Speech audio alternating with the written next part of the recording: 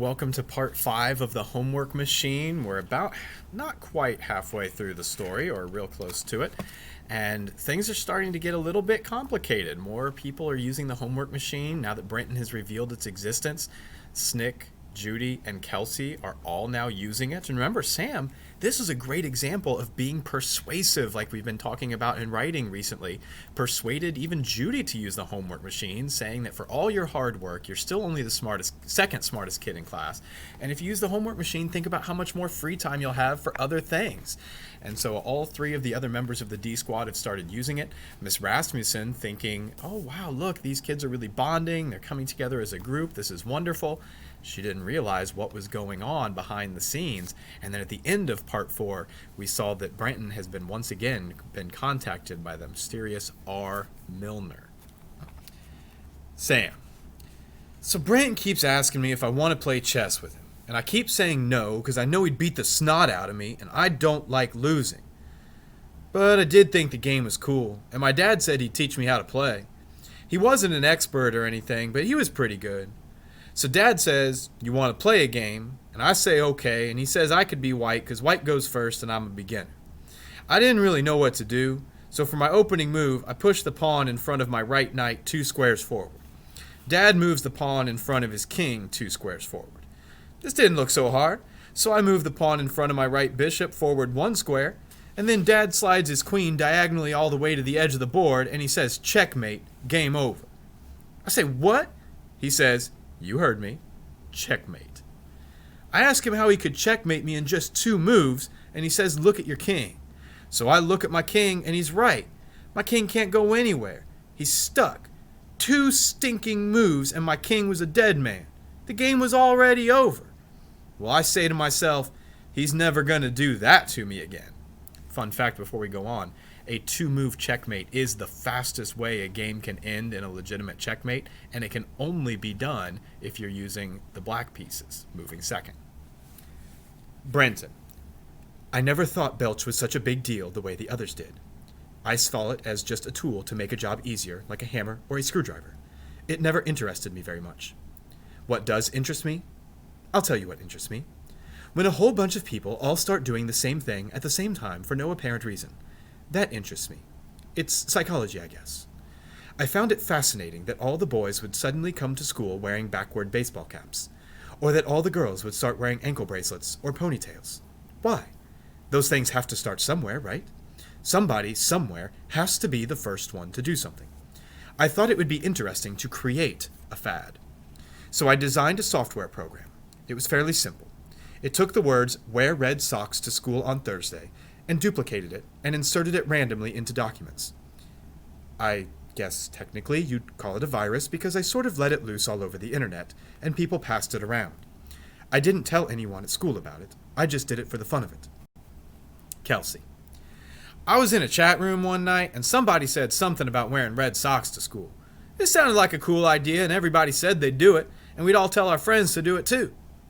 Miss Rasmussen. Every so often we have a funny hair day or silly hat day at school. But when I came in one Thursday, just about every student in the class was wearing red socks. In fact, I heard just about every student in the entire school was wearing red socks. Well, that was curious. I didn't recall receiving a memo about it or a flyer that was sent home in the kids' backpacks. It couldn't have been merely a coincidence. So I asked the kids why they were wearing red socks. They said somebody sent them an email or an instant message, or they read it on the internet. When I came home that night and turned on the TV news, there was a report that kids all over America had worn red socks to school. It didn't mean anything. It was just for the fun of it. There was only one student in my class who I noticed wasn't wearing red socks that day. It was Brenton. Sam. Yeah, sure I wore red socks. Everybody did. Except for Brenton.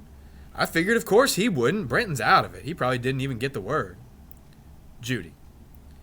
We were over at Brenton's house doing our homework after school that day. I remember we were talking about the whole red socks thing while waiting for the printer to finish. Everybody had on red socks except for Brenton, so I asked him why he didn't wear red socks. I figured he just never paid attention to fashions or things like that. But he made this cute little smile, and we knew something was up because he doesn't usually smile that much. We made him tell us that he admitted that he was the one who started the whole red socks fad in the first place. Can you imagine? Sam. The Red Sox thing blew my mind. I mean, think of it. This one kid took his computer and with a few keystrokes got just about everybody in America to do this dumb thing. That was cool. And that kid was sitting right next to me.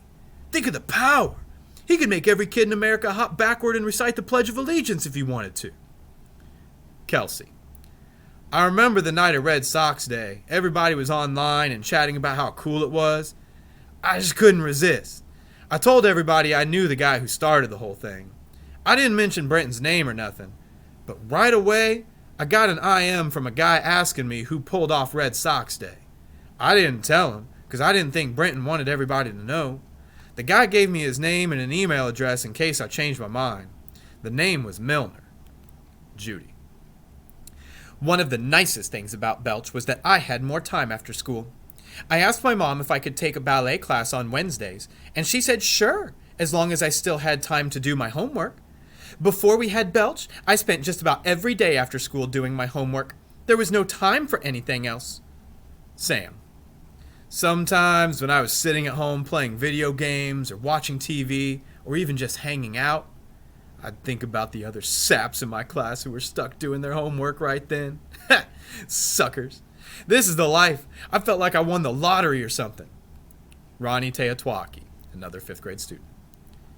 I'd been watching those D-Squad jerks from across the room. I knew something was up way back in December. One day, I saw a snickwad who's relatively cool walking home from school with that dweeb Brenton Damagotchi. What was up with that? No way the two of them could be friends. Not in a million years. It didn't make sense. I was suspicious, and I knew something was up. I just didn't know what. Judy. I thought that I would just try Brenton's machine a few times and then go back to doing my homework the old-fashioned way. But I realized that I liked not having to work so hard on my homework. I liked the extra free time that I had. It was so easy just to slip the homework assignment into the scanner and watch the finished homework come out the other end a few minutes later. It was like microwave popcorn. My mom told me that when she was a girl, they popped popcorn in a big pot on the stove with oil, and it was greasy and hard to clean up. Now she makes popcorn in the microwave, and she says she would never go back to the old way. That was how I was starting to feel about homework. Sam. So my dad says if we played a game of chess every night, I would get better and better. So we started playing every night. The first thing Dad told me is that wars aren't won or lost because of guns or soldiers and shooting and stuff. They're won or lost because of strategy. He said the way to win is to build a strong position by slowly accumulating advantages. Like, you want to try to control the 4 squares in the center of the board. It was little things like that, stuff that you don't normally think of. Like when your king is in the middle of the board, he has 8 squares he can escape to. But when he's at the edge of the board, he has just 5 squares he can escape to. And if he's in the corner, he only has 3 squares and he's just about dead. Kelsey. I was hanging around doing nothing and my mother starts giving me a hard time. When you gonna do your homework, Kelsey? And all that. So I told her I did it already over at Brenton's house. Well, she doesn't believe me, of course. She says if you're lying, you're grounded, young lady. So I showed her my homework and she looks it over real carefully. And finally she says I did a good job, and if I kept it up like that, she'd let me pierce my belly button. It was great. Brenton. After we finished doing everybody's homework, they went home. They didn't usually hang around, and that was fine with me. I had my own projects to work on. Every so often, I would ask Snick if he wanted to play a game of chess, but he always turned me down. He would say he had a dentist appointment, or he wasn't feeling well or something. I knew that it was just an excuse. He didn't like me enough to get together unless we were doing our homework. That was fine. As I said, I really don't need, nor do I have time for friends. But it did please my mother to think that they were my friends, and I liked to please my mother, so after a while, I just stopped asking Snick to play. Judy. Every so often, I would stay until after we finished our homework. Unlike most boys, you can talk to Brenton about things other than sports and motorcycles and dumb things like that. I could bring up something about, say, classical music or politics, and he would be able to discuss it. Nobody else was like that. Brenton knows about everything. He's like an encyclopedia. Miss Rasmussen. It was getting close to the holidays, and I noticed the kids in the D Squad were doing remarkably well. I certainly expected it from Brenton and Judy,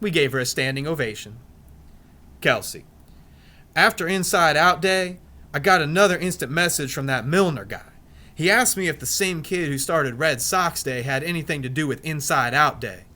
He was creeping me out for sure, and I told him it was none of his business, and if I ever heard from him again, I'd call the police. I also said my dad would find him and beat him up.